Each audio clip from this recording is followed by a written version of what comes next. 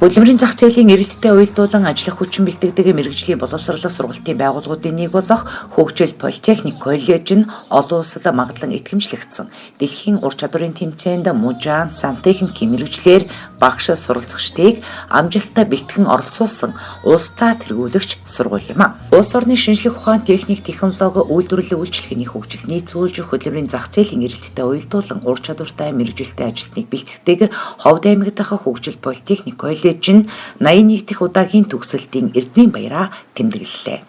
Эрдмийн баяр ажлын гараа өдөрлөг арга хэмжээнд тус сургуулийн багш сургууль хүмүүжүүлэгч, суралцагчид, төгсөгчд, хамтран ажилладаг аж ахуйн нэгж түншлэгч байгууллагуудын төлөөлөл болон Ховд аймгийн засаг дарга бөгөөд баруун бүсийн зөвлөлийн дарга Амар санаа, аймгийн иргэдийн төлөөлөгчдийн хурлын нарийн бичгийн дарга Жамиан Дорж нар оролцож нийт төгсөгчдөд баяр хүргэж амжилт хүслээ. Манай сургуулийн эрхэм зорилго бол дэлхийд үнэлэгдэх мэрэгчлээ ажилтан бэлтгэн гэсэн ийм алсын хараатаагаар одоо үйл ажиллагаагаа явуулж байгаа.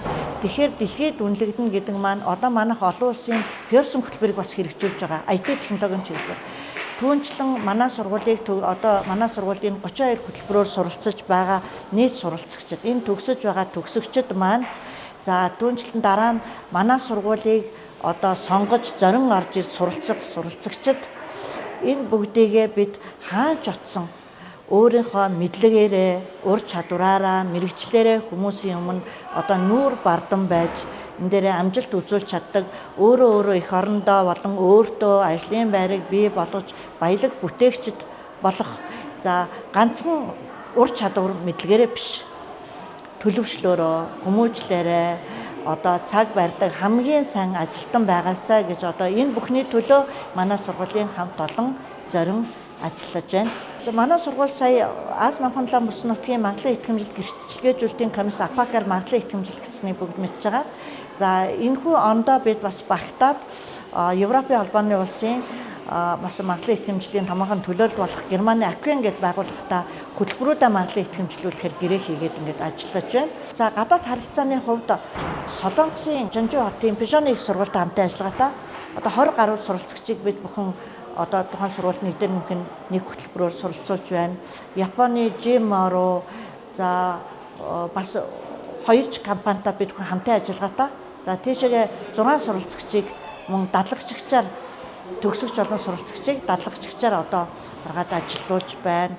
Тэгэхээр манай сургуулийг төгсөж байгаа төгсөгчд одоо ур чадвараараа тэнцээд гадаадын олон улсад хаанч гэсэн ажиллаж очиж суралцах, ажиллах юм боломж нөхцөл нь бүрдэж байна гэж үзэж байна. Цаашдаа бид нар одоо энэ алтан гэрээгээ авсан сургуулийн хувьд одоо төсөл хөтөлбөрт хамрагдаж 4 багшийг Бутаа улс руу явуулахаар одоо хүсэлтээ өгсөн байна. Одоогийн байдлаар мөн 4 нийтийн хоол талхан нарийн бовны 4 багш маань Солонгос улсад мэрэгжил дэвшлүүлэхээр одоо ингээд эзэндээ орцсон байна. Гэх мэтчлэн бид бүхэн цаашдаа илүү өргөн хүрээтэй багш нарынхаа мэдлэг чадварыг улам дээшлүүлэх, суралцагчдаа улам чадварчуулах ийм л зорилго тавьж ажиллаж байна. Ховд аймаг дахь Хөгжил Политехник коллеж нь 2024-өөс 2025 оны хичээлийн жилд 1-р сард 13 мэрэгчлэр 169 төгсөгч, 6-р сард 28 мэрэгчлэр 431, нийтдээ 600 суралцагчийг төгсгөж хөдөлмөрийн зах зээлд нийлүүлж байна. Нийт төгсөгчдийн 45% нь төгсөнгүүтээ шууд ажлын байранд зуучлагдан ажлын байртаа төгсөж байгаараа онцлогтой юм а. Би бол одоо 2021 онд модельн мужааны 2.5 жилд орсон. Тэгээд тэр хугацаанд Монгол ур чадвар тэмцээнд бэлдээд тэгээд улсдаа төрүүлээд сая 2024 онд Францын Лион хотод болох World Skills гэдэг тэмцээнд оролцсон. Улсаа төлөвлөж оролцсон. Тэгээд одоо 1.5% нь эртний барилгын техникч суралцаад одоо тэгээд төгсөж байна. Ер нь цаашдаа мужаанаараа цаашаа явж эксперт болох мөрөлдөлтэй байгаа. За би 2022 онд малын баг эмчийн 3 жилийн ангиас эсэж орсон. Одоо болохоор яг суралцах явцдаа болохоор яг мэрэгжлийн хичээлүүдээ судлаад тэгээд яг сурсан мэрэгчлэрээ одоо төгсөж байна. За тэгээ 3 жил сурах хугацаанд болохоор одоо дээшээ нөгөө хөдөлмөр дээшээ дэвчээд сурах боломжтой.